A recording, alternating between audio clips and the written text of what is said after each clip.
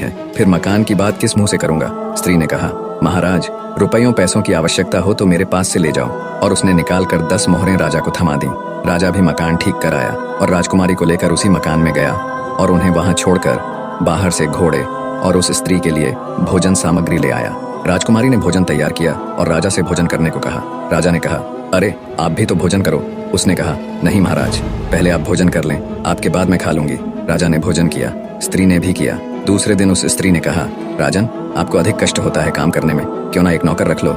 राजा बोला, भाई मेरे पास तो एक अधेला भी नहीं है और तुम मुझसे राजाओं की सी बात कर रही हो। स्त्री ने कहा, राजन, आप असमंजस में न पड़िए, मैं औरत जात न हुई होती तो स्वयं इन कामों को कर लाती, आपको कहने भी नहीं जाती।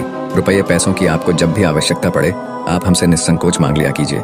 राजा गया और एक नौकर ले आया।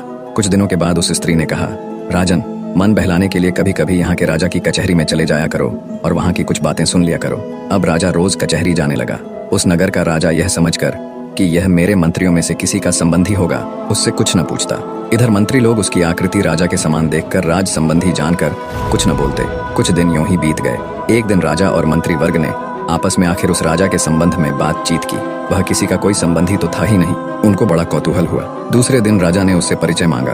उसने अपनी सारी बात बता दी। उसकी धर्मप्रियता देख राजा ने उसका बड़ा स्वागत किया और अपना मुकुट उसके सिर पर रख, उसकी पगड़ी अपने सिर पर रख ली, अपने सिंहासन पर बैठाया और